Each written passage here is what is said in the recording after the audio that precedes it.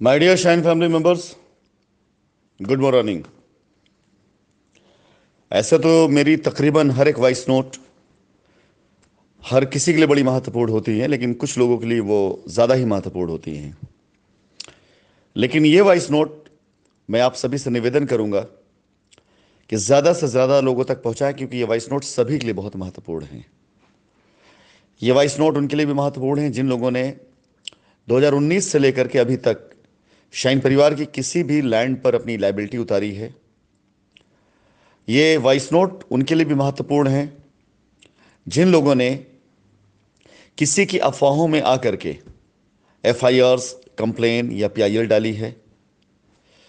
ये voice note उनके लिए भी महत्वपूर्ण है जिन्होंने अब तक ऐसा कोई भी एक्शन नहीं लिया है। और ये वॉइस नोट सबसे ज़्यादा महत्वपूर्ण है शाइन परिवार के एसोसिएट्स के लिए। सबसे पहले मैं आप सभी को बता देना चाहूँगा, इंसान का नज़रिया या उसकी सोच जैसी होती है, वो पूरी दुनिया को वैसे ही देखना चाहता है और वैसे ही देखता है। इसीलिए कई बार ऐसा होता है, कुछ अच्छी सोच के लोग जिन्हें दुनिया सीधा साधा कहती है और लोग ये कहते हैं कि बेचारा काफ़ी सीधा, इसको लोगों ने बेवकूफ़ बना दिया। एक्चुअली जो इंसान ईमानदार होता है, जिस इंसान के मन में कभी भी इच्छा नहीं होती किसी के साथ वो गलत करे, फ्रॉड करे, वो हमेशा हर ईमानदार और बेईमान हर तरह के लोगों को एक जैसा ही देखता है। उसे भी लगता है पूरी दुनिया बड़ी ईमानदार है, और इसी वजह से कई बार वो ऐसे बेईमान लोगों के साथ इन्वॉल्व हो जाता है जो अपनी बेईमानी को फैलाते फुलाते हैं, लाभ उठाते हैं। और जब उनको दिखने लग जाता है कि वो अब लाभ नहीं पा रहे हैं, तब उनको एक याद आता है कि यार ये तो बड़े गलत लोगों के साथ में थे। और फिर वो अपने तरीके से, अपने नज़रिए से जो उन्होंने कर रखा होता है, जो उन्होंने सोच रखा होता है, उस सब की पूरी आग उगलते हैं और ऐसी जगह को या ऐसे शख्स को दोषी या गलत साबित करते हैं जिन्हें लगता है कि नहीं, ये शख्स, ये बंदा अगर मेरी जगह होता तो ये भी ऐसा करता। तो वो उसके बारे में जो बातें बोलते हैं ना, उसी लिहाज से बोलते हैं। मैं आप सभी लोगों को, कुछ पढ़े लिखे लोगों का एक एग्जांपल देना चाहूंगा, फिर मैं आगे बढ़ूंगा इस क्रिएटिव के बारे में। मैं इंडियन पॉलिटिक्स से ही लेता हूं। आप हमेशा देखेंगे जब भी कोई पॉलिटिशियन किसी भी पॉलिटिकल पार्टी को छोड़ करके दूसरी पार्टी में जाता है, तो एकाएक वो अगली पार्टी जिसे छोड़कर गया होता उसके अंदर सारी खामियां उसे नजर आती हैं। और जिस पार्टी में गया होता उस पार्टी के सिद्धांत, उस पार्टी की सारे एक सारे वसूल प्रिंसिपल उसको अच्छे लगने लग जाते हैं। और अपने इलेक्शन में जब जाता है, चुनाव में, तो हमेशा अपनी पुरानी पार्टी के बारे में वो सारे शब्द रिपीट करता है, दोहराता है, जो पहले वो जिस पार्टी में उसके बारे में दोहरा चुका होता है। यह आचरण होता है, यह व्यवसाय होता है। लेकिन भारत देश के अंदर मैं दो ऐसे पॉलिटिशियन के बारे में कहना चाहूँगा जिनसे मेरा कोई पॉलिटिकल नाता नहीं है, और शायद अभी तक मेरे ख्याल से हमने या हमारे जानने वालों में से किसी का ये नौबत नहीं आई कि उनको वोट देना पड़े। लेकिन आम आदमी पार्टी के जो प्रेसिडेंट हैं अरविंद केजरीवाल, और कुमार विश्वास जो मशहूर कवि भी हैं, इन दोनों का मैं एग्जाम्पल देना चाहूँगा कि ये दोनों बड़े अच्छे दोस्त थे। इनकी दोस्ती कई सालों की रही, और कुमार विश्वास साहब अरविंद केजरीवाल साहब के साथ में अन्ना आंदोलन में कंधे से कंधा मिला करके आंदोलन को ताकत दिया इन लोगों ने। और जब आम आदमी पार्टी बनी तो कुमार विश्वास साहब बिल्कुल अरविंद केजरीवाल के लिए जितना भी गुणगान हो सकता था उन्होंने गाया, और दूसरी भी अच्छी पार्टियों के बारे में जितना बुरा हो सकता था उन्होंने उनकी कमियां भी गिनाई, तार्किक तौर पे भी और उनके जो अपने गुण उससे भी। आम आदमी पार्टी सत्ता में आई, विचारों का मतभेद हुआ, और एक वक्त ऐसा आया कि कुमार विश्वास साहब ने आम आदमी पार्टी को छोड़ दिया। लेकिन आम आदमी पार्टी को छोड़ने के बाद कहानी, स्टोरी यहां शुरू होती है। और आम आदमी पार्टी में रहते हुए भी कुमार विश्वास साहब की जिंदगी के कुछ सिद्धांत, कुछ वसूल थे, चाहे वो बीजेपी हो चाहे वो कांग्रेस हो, उनके कुछ लीडर्स को वो आइडियल मानते थे, और हमेशा उनकी तारीफ उन्होंने करी, हमेशा उनकी नीतियों की तारीफ उन्होंने करी। और जब उन्होंने आम आदमी पार्टी छोड़ा, तो मैंने तो आज तक नहीं देखा ऐसा कोई वीडियो जिसमें अरविंद केजरीवाल ने कुमार विश्वास के ऊपर आरोप प्रत्यारोप किया हो। और मैंने कुछ वीडियो ऐसे देखे जिसमें कुमार विश्वास साहब ने नीतियों को लेकर के अरविंद केजरीवाल या दिल्ली गवर्नमेंट के ऊपर एक दो बार कविताओं में अपना दर्द सुनाया, न कि आरोप लगाया। उन्होंने अपना दर्द सुनाया कि हां, मैं जो कह सकता था, जो बोल सकता था, जो मेरा स्वभाव था, वो जो पहले अच्छा लगता था बाद में बुरा लगने लग गया, और बात आई गई और खत्म हो गई। ये इन लोगों के जो संबंध थे और इन लोगों का जो बाद में संबंध विच्छेद हुआ, इसका फायदा कोई नहीं ले पाया। क्यों? क्योंकि दो को दोनों अपने सिद्धांतों पर अपने अपने तरीके से लोगों को परखते थे और एक दूसरे को परखते थे। तो ना कुमार विश्वास ने अरविंद केजरीवाल को कम समझा, ना अरविंद केजरीवाल ने कुमार विश्वास को कम समझा। इसलिए दोनों के बीच में कभी कोई बुराई इस तरह से नहीं आ पाई। ना कुमार विश्वास ने लूटा था अरविंद केजरीवाल को, ना केजरीवाल ने लूटा था कुमार विश्वास को। तो इसलिए दो के दोनों एक दूसरे के ऊपर कोई ऐसा फाइनेंशियल आरोप भी नहीं लगा पाए। लेकिन आज कुछ लोग जिनकी कमाई के रास्ते अब बंद हो चुके हैं, अगर ये साइट जो पहले कर रहे थे, अगर साइट उनको दी गई होती, जो कि 15 दिन पहले, मैं जिन लोगों को संबोधित कर रहा हूं, 15 दिन पहले वो लोग पूरी तैयारी और जिम्मेदारी के साथ शाइन की दी गई साइटों पर, चाहे फ्रेश इन्वेस्टमेंट होता, चाहे पुरानी साइट का पोजीशन होता, जय शाइन सिटी के नारे लगाने के लिए तैयार थे, अपनी प्यारी कंपनी को वापस लाने के लिए तैयार थे, तब इनको कहीं कोई ऐप, कोई कमी, कोई बुराई नहीं दिखाई दी थी। लेकिन जब धंधा बंद हो गया और कोर्ट के द्वारा जब रजिस्ट्रियां बैन कर दी गई, और हमने पहले भी मना कर रखा था, और जब बाद में काम बंद हो गया, नए चेहरे नए शहर में काम होने लग गया, तो एकाएक इनको सारी बुराइयां नजर आने लगी। फिलहाल मुझे कुछ नहीं कहना है। मेरे तीसरे चरण का जो इस वार्तालाप में जो तीसरा चरण मेरा होगा, उसमें बहुत सी ऐसी चीजें मैं क्लियर करूंगा जो आगे आपको दिखाई देगा। मुझे कुछ भी नहीं कहना है, सिर्फ इतना कहना है कि अब तक कंपनी की तरफ से छानबीन किए जाने पर बहुत ढेर सारी रजिस्ट्रियां ऐसी निकली हैं जिनका कंपनी के पास संपूर्ण विवरण नहीं आ पाया है। जैसा कि उसके अंदर क्या लायबिलिटी लगाई गई है, ये रजिस्ट्री क्यों की गई है, कितने की लायबिलिटी लगाई गई, ऐसा कोई भी विवरण नहीं दिया गया है। मैं निवेदन करूंगा शाइन परिवार के सभी उन कस्टमर से या उन एसोसिएट से जिन्होंने 2019 से लेकर के अब तक रजिस्ट्रियां कराई हैं, आप सभी लोगों के हित के लिए और आप सभी लोगों की भलाई के लिए यह आवश्यक है कि कंपनी के पास, कंपनी की लैंड बैंक जो इस्तेमाल की गई है, उसका पूरा विवरण होना चाहिए कि उसकी रजिस्ट्री किस लिए, किसके कहने पर, किस आधार पर की गई।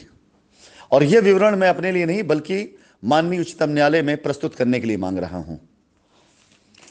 अब मैं आता हूं इस बात पर कि मैं माननीय उच्चतम न्यायालय को लेकर बार बार क्यों इतना ज्यादा प्रोत्साहित हूं और इतना क्यों उत्साहित हूं। आप में से जिन लोगों के पास समझ होगी, खासकर लीगल समझ होगी, मैं उनसे निवेदन करूंगा कि मेरी इस लाइन को बहुत ध्यान से सुनेंगे, समझेंगे, किसी अच्छे अधिवक्ता या किसी अधिकारी से इसके बारे में मशवरा लेंगे, और उसके बाद आपको पता चलेगा कि आगे क्या हो सकता है और क्या होने जा रहा है, इसका आप अंदाजा लगा सकेंगे। हमारे ऊपर जितनी भी एफआईआर करी गई, उन सभी के सभी कंप्लेंट्स एफआईआर में एक ही चीज की मांग थी, कुछ अमाउंट दिए गए, कुछ धनराशि दी गई और उस धनराशि की अदायगी की मांग की गई। और उन लोगों ने ये सारी कंप्लेंट्स करी जिन्हें यह भी नहीं पता था कि मात्र कंप्लेंट कर देने से, एफआईआर कर देने से, पीआईएल डाल देने से पैसा नहीं मिल जाता। उन सभी लोगों को एक चीज घोट घोट के पिलाई गई कि कंपनी भाग गई है, एफआईआर नहीं करोगे तो पैसा नहीं मिलेगा। लोगों को ऐसा लगने लग गया कि अगर एफआईआर कर देंगे तो हमारा पैसा सिक्योर हो जाएगा, और उस चक्कर में अनाप शनाप सब कुछ लिख डाला लोगों ने। जो उन्होंने पैसे दिए वो भी, जो उन्होंने एसोसिएट पैसे दिए वो भी, जो प्रेसिडेंट पैसे दिए वो भी, जो पैसे कैश में दिए वो भी, सब जोड़ जाड़ कर डाल दिया गया। और जोड़ जाड़ के डालने के बाद किसी ने भी जोड़ करके कैलकुलेशन नहीं बनाई कि कितने का कारोबार हुआ है। एक 60,000 करोड़ का एक फिगर दे दिया गया, और 60,000 करोड़ का जो फिगर दिया गया वो आज मैं आपको बताता हूं कहां से आया है। एक्चुअली हमने अपनी सभी साइटों पर जो एक वैल्यूएशन निकाली थी कि अगर एक साइट हमने खरीदी है जिसकी लागत 15 करोड़ रुपए की बनती है, और इस साइट को डेवलप करके और पूरी तरह से उसको सजा करके अगर उसको बेचा जाए, तो साइट अगर 45 करोड़ रुपए में बिकती है, तो ये 45 करोड़ की वैल्यूएशन इसकी हो गई। यानी 15 करोड़ रुपए की लागत और 45 करोड़ रुपए की वैल्यूएशन। इस 45 करोड़ में सबसे पहले 15 करोड़ माइनस होगा जमीन खरीदने के लिए, 10 से 15 करोड़ रुपए खर्च हो जाएगा साइट को डेवलप करने के लिए, और करीब तकरीबन 10 करोड़ रुपए से ऊपर खर्च हो जाएगा कमीशन बांटने के लिए। तो जब ये तीन के तीनों फिगर्स मिला देंगे, तो तकरीबन तकरीबन 35 से 40 करोड़ रुपए के आसपास ये पैसे वहीं खर्च हो गए। बच जाते हैं 5 करोड़ रुपए, उसका प्रॉफिट मार्जिन बनता है। अब अगर एक साइट खरीदी गई, डेवलप किया गया, डेवलपमेंट पैसा खर्चा किया गया, कमीशन बांटे गए, एडवांस दिए गए, और उसमें 50 करोड़ रुपए का कलेक्शन आने के बाद 40 करोड़ रुपए इसी में खर्च हो गए, तो टोटल मार्जिन बनता है 10 करोड़ रुपए का। अगर साइट खरीदी गई है, लैंड बैंक मौजूद है, जमीनें मौजूद है, इसका मतलब कि पैसे वहां पे इन्वेस्टमेंट है। अब जो पैसे वहां मौजूद है, उस पैसे के बारे में अगर अफवाह उड़ा दिया जाए कि ये 50 करोड़ रुपए का स्कैम हो गया, जबकि 10 करोड़ रुपए एसोसिएट के पास, 15 करोड़ रुपए लैंड मैनेजर्स किसान के पास, और करीब 10 से 15 करोड़ रुपए डेवलपमेंट करने वाले लोगों के पास खर्चे के तौर पर। इस फिगर को कभी नहीं जोड़ा गया कि हां जमीनें खरीदी गई होंगी, जमीन डेवलप की गई होगी, कमीशन दिया गया होगा, खर्चे हुए होंगे। इस फिगर को कभी किसी ने नहीं जोड़ा और इसकी मांग ही किसी ने नहीं करी। किसी ने कंप्लेन में यह नहीं लिखवाया कि मैंने प्लॉट खरीदने के लिए पैसा दिया है, कंपनी के पास पर्याप्त जमीन है, कृपया करके मुझको मेरा प्लॉट का कब्जा दिला दिया जाए। लोगों ने यही लिखवाया कंप्लेन के अंदर, जो झूठ था, कि मैंने पैसा पूरा जमा कर दिया, जब मैं ऑफिस पहुंचा तो देखा वहां पर ताला बंद था, तो पता चला कंपनी भाग गई। या कुछ लोगों ने झूठ ये लिखवाया कि जब मैं वहां पहुंचा तो वहां पर कुछ लोगों ने धक्के देके भगा दिए, और न जाने क्या क्या कंप्लेन लिखवा दिया गया। वो इसलिए क्योंकि लोगों को यह बताया गया था कि जब तक कंप्लेन नहीं करोगे तब तक पैसे नहीं मिलेंगे। इससे प्रेरित होकर के बहुत से लोगों ने कंप्लेन्स में कही गई उन सारी बातों को लिखवाया जो बात वास्तविकता सच्चाई थी नहीं। अब आती है बारी कि जब हमने, ये समझने वाली बात आती है, आप सभी लोग समझना जरूर चाहिए ताकि आप फैसला ले सके आगे के लिए।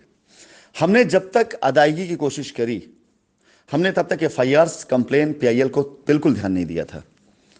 कोई कंप्लेन भी करता था तो हम समझा लेते थे, कोई बात नहीं, जब काम हो जाएगा तो FIR खत्म हो जाएगी। हमने कभी भी इसको कॉमर्शियल नहीं बनाया, हमने कभी भी इसको हेडेक नहीं बनाया। हमने ये सोचा कि धीरे धीरे कंपनी काम करेगी, लोगों को दिखाई देगा माहौल बन रहा है, लोग अपनी FIR वापस कर लेंगे। लेकिन चंद लोगों ने मिल करके इसका फायदा उठाया और कंप्लेंट्स के लिए प्रेरित किया लोगों को कि अगर आप पैसे दे करके, डेवलपमेंट चार्ज दे करके अगर आप रजिस्ट्री नहीं कराओगे तो आपका पैसा डूब जाएगा, कंपनी भाग गई, फिर आपको FIR करानी पड़ेगी।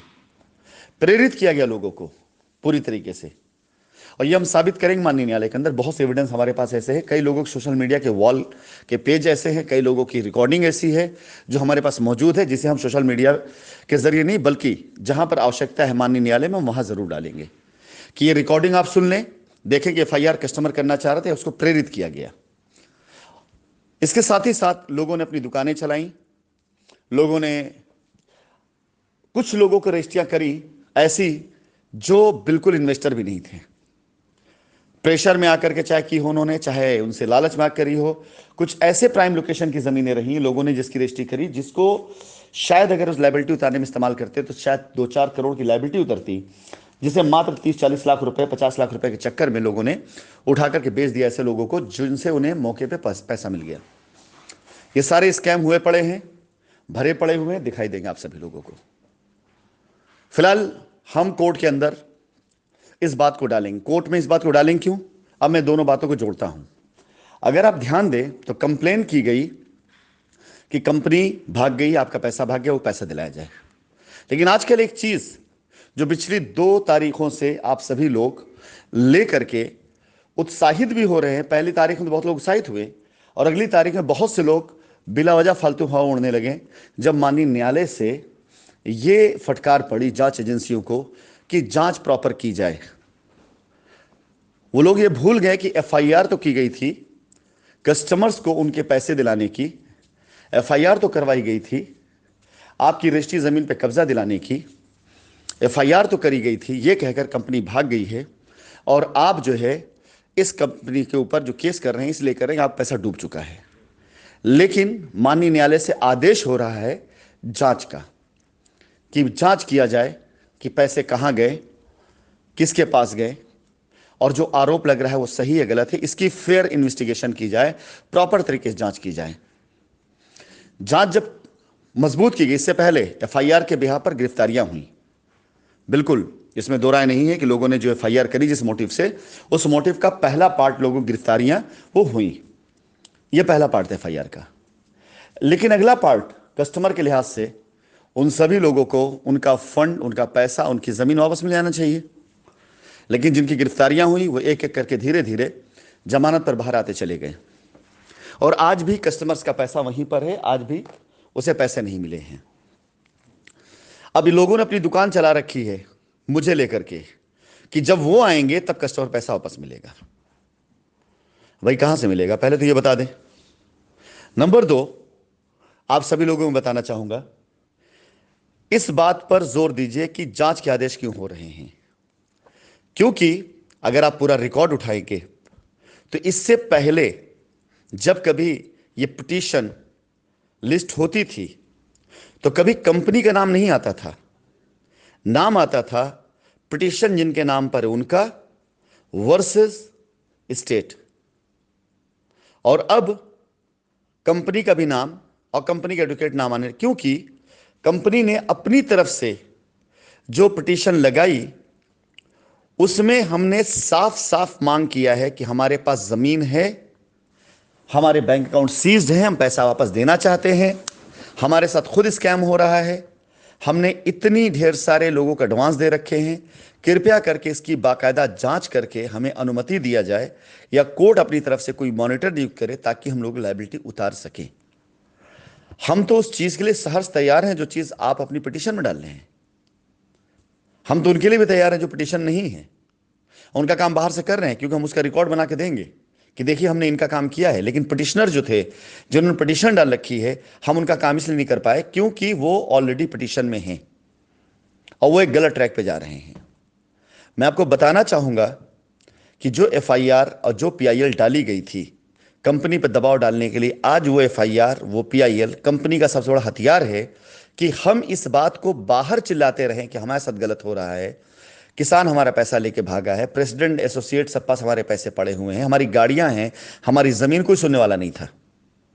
लोग एक दूसरे को धमकाते थे, एक दूसरे के ऊपर एफआईआर करते थे। लेकिन अब उस जगह पर जहां पर साक्ष्य बात करेंगे, जहां पर फिगर्स बात करेंगे, वहां पर हम लेकर के आ चुके इस मुकदमे को, जहां पर हम खुद मांग कर रहे हैं कि फेयर जांच की जाए। और अब आपको मैं बता दूं, जांच जो हो रही है उन जांचों में आप सभी को इस बात की मैं गारंटी पहले से देता हूं, अभी जांच की रिपोर्ट आई नहीं है, कि किसी भी प्रकार का जो आरोप लगाया गया है कि पैसा बाहर भेजा गया, पैसा लेफ्ट राइट कहीं भेजा गया, वो कोई भी ऐसा कार्य कंपनी तरफ से किया नहीं गया था, इसलिए वो कभी भी बाहर पैसा गया नहीं, इसलिए कभी भी ऐसी चीज को साक्ष्य नहीं मिल सकता है। ये मेरी भविष्यवाणी नहीं, मेरा कॉन्फिडेंस है।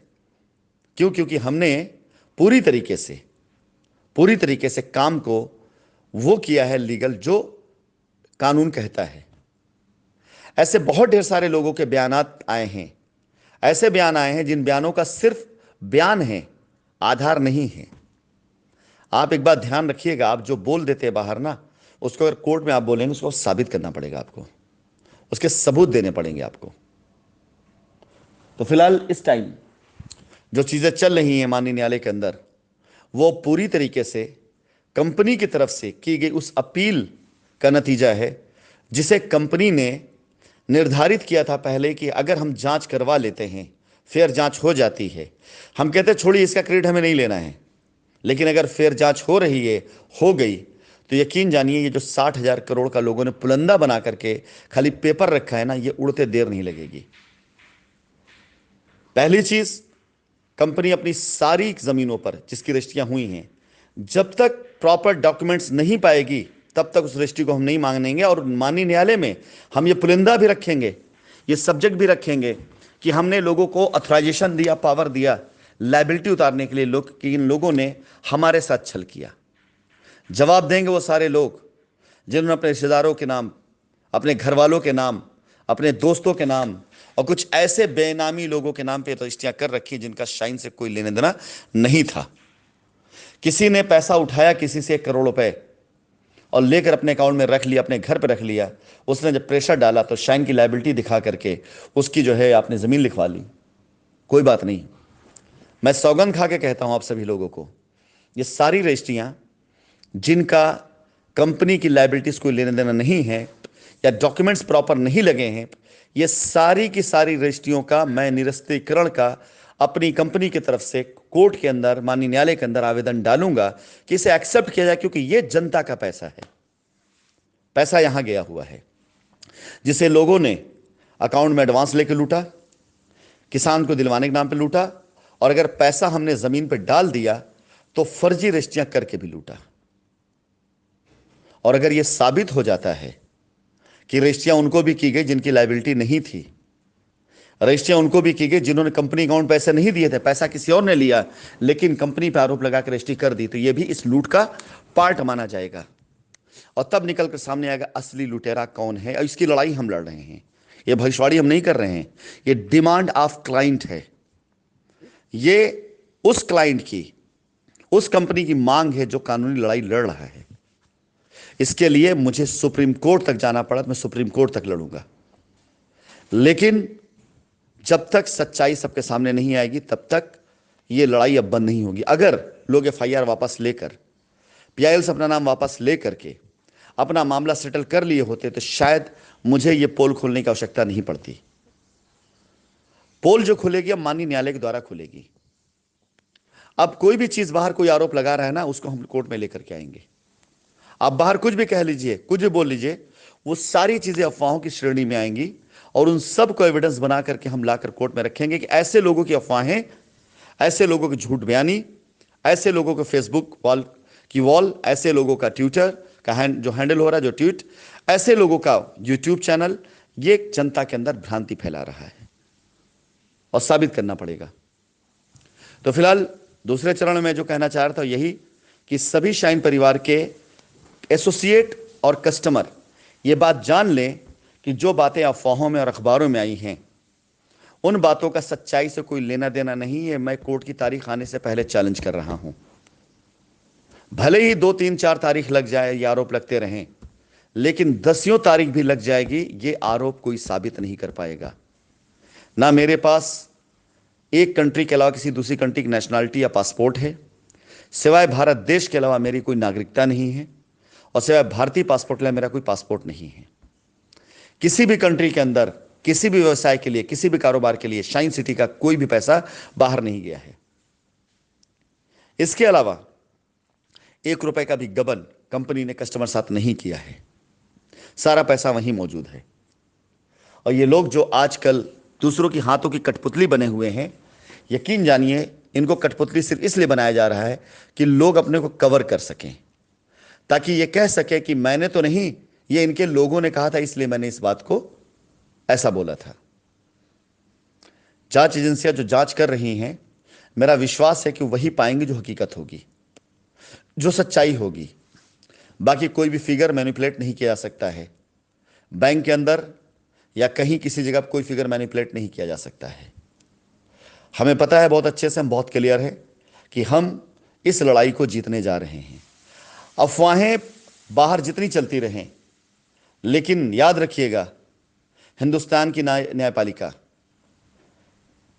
न्यायपालिका का विश्वास का सबसे बड़ा सबूत और स्तंभ मैं आपको देना चाहूंगा कि हमारे देश में एक बाबा थे, एक नहीं उनसे ज्यादा बाबा थे, 2-3 बाबा हुए, लेकिन उनका नाम ज्यादा प्रचलित है इस समय पर चर्चा में।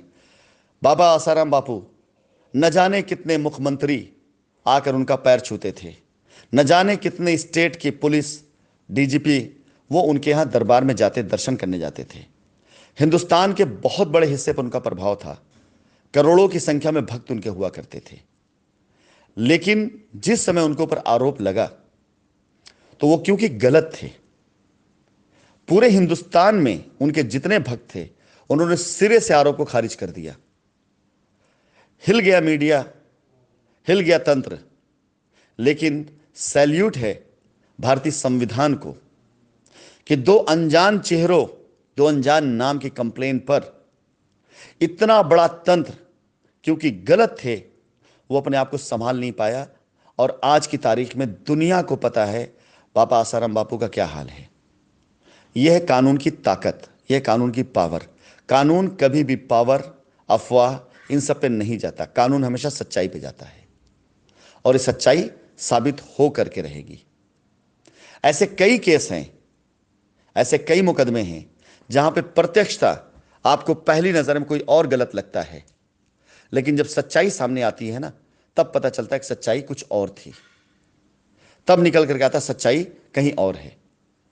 आज जिस प्रकार से लोगों ने शाइन सिटी के ऊपर झूठे आरोप लगाए, उन झूठों ने, जिन्होंने कंपनी को लूट लिया और कंपनी पे आरोप लगाते कंपनी भाग गई, साक्ष्य न दे पाने की वजह से आप देखिएगा उनके साथ क्या एक्शंस होते हैं। और अगला लास्ट संदेश मेरा शाइन परिवार के एसोसिएट्स के लिए, जो आज शाइन परिवार साथ यहां वहां भटक रहे हैं। क्या जिंदगी थी आपकी और क्या जिंदगी हो गई है। अपनी फोर व्हीलर गाड़ियों में चलने वाले लोग, ड्राइवर को रख करके गाड़ी पे चलने वाले लोग आज की तारीख में ऑटो रिक्शा पे चल रहे हैं, आज की तारीख में बाइक से चल रहे हैं। जरा ध्यान दीजिए, वो सक्सेस, वो कामयाबी आपकी नहीं थी, वो कामयाबी शाइन सिटी की वजह से थी और शाइन सिटी वापस आ रही है। आपको डिसाइड करना है कि आपकी जिंदगी में 3 ट्रेनें हैं। एक मालगाड़ी, वो जो अफवाहों में आप उड़ते रहते हैं, यहां वहां जाते रहते हैं, इधर उधर धक्के खाते रहते हैं और कहीं नहीं पहुंच पाएंगे आप, आपको उस पर बैठना है।